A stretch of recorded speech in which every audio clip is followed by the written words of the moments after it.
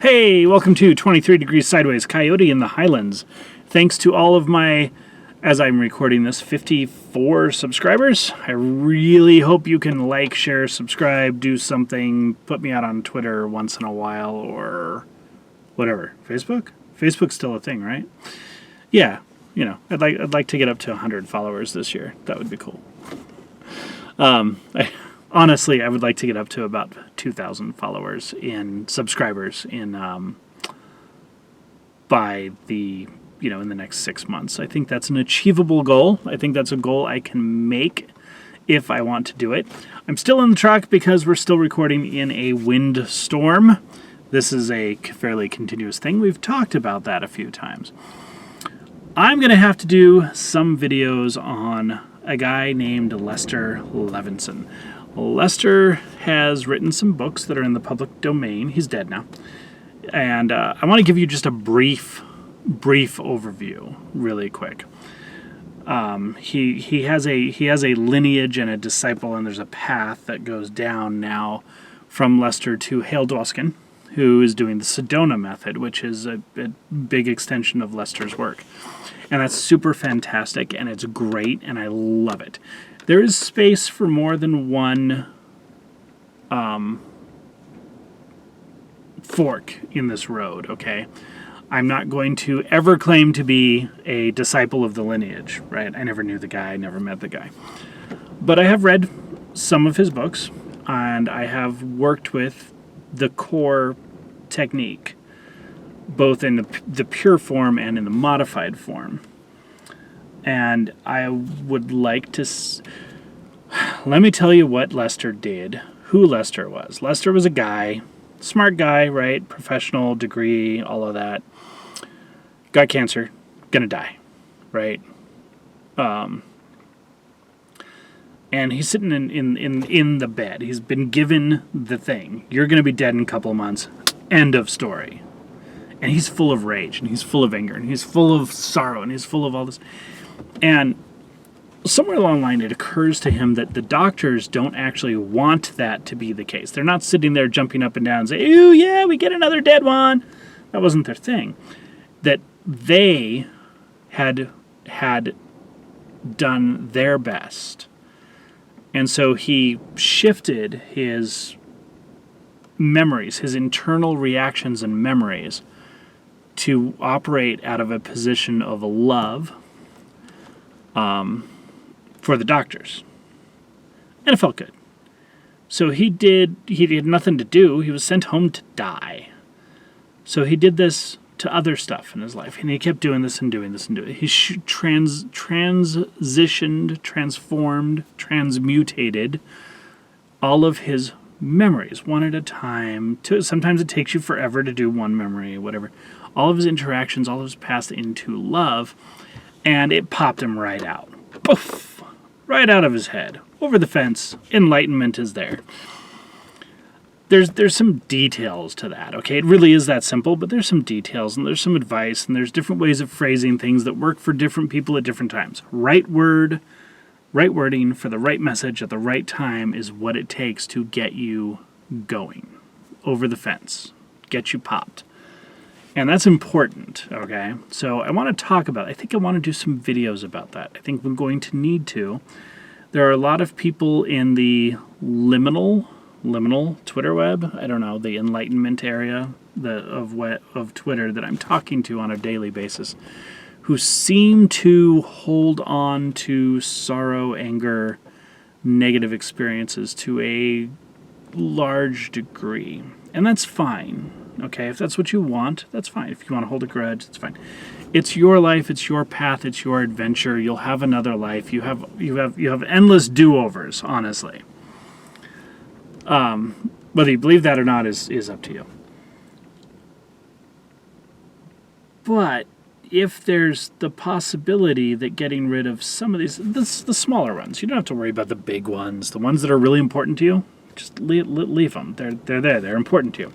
But some of the smaller ones, if there's a way to transform those, to release those, to get those transitioned into a positive aspect of your life instead of a negative, a grudge or something, then why not? Right? And maybe I can help a little bit. That's what I'd like to do. I'd like to help a little bit.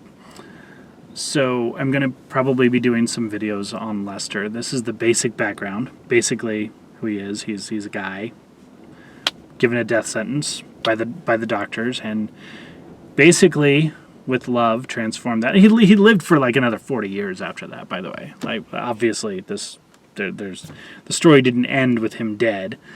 Very soon, he went off and taught this stuff. And it's amazing how non-judgmental he got over time. And this is one of those things that might be a little scary to people. So I'm going to bring it up right now and just kind of bring it up out front. You know, people get very attached to movements and goals and the importances of things like saving the environment or protecting this vulnerable population or something, and judging. And when you give complete and total judgment-free love to something, to someone, to some situation, you're kind of bypassing that whole idea of, I love him, but he's still evil because he's doing that. Love doesn't mean you have to do anything bad for yourself, okay? It doesn't mean you have to get scammed or conned or let people abuse you or anything. But you're reacting with love, and that love has to be at some level non-judgmental. So where you take this, how far you take this is kind of a question, because when you get past what you think of as moral programs, the things that have been programmed into you as very important. Environmentalism is a huge button in this area, so that's a big one. Releasing that judgmentalness in favor of love is a very scary thing to some people. It's very unimaginable to most people who haven't just done it. So I'm not going to suggest that you need to do it. I'm not going to suggest that you should look at it as a goal, but I am going to suggest that you need to put it on a back burner in some situations, and try to find the love in spite of it. And don't be surprised if some of those super important importances become less important over time. So that's about as far as I'm going to go with that. There's some, the secret masters of the universe thing about enlightenment is that at some stage, some levels, morality ceases to be morality. There's some stuff in there that is you can't do it unless you're there. So, but it is one of the secrets of the masters of the universe there, okay? That morality is in your head. And that's a hard one, Now, remember that your head is also part of God, so it's not like that morality is not real. It's just some stuff to think about. And I'm rambling on with this video. It's supposed to just be a quick introduction to the idea of Lester Levenson and the idea of love. The short form of this that was presented to me in one class was just to actually love a person like close to you, instead of like doing the whole memories and all of the situations and every event and everything. Kind of a shortcut thing. Yes and no. I think it's a very useful shorthand, cheat code for some people.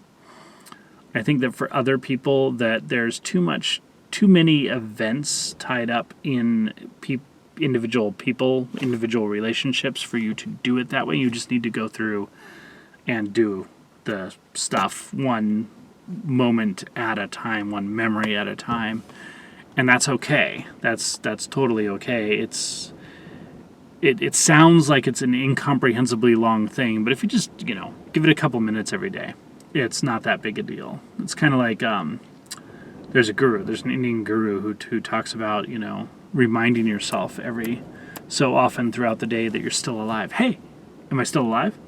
Yes. and big smile and celebration, because that's the really important thing. I'm not dead. I'm alive. You know, stuff like that.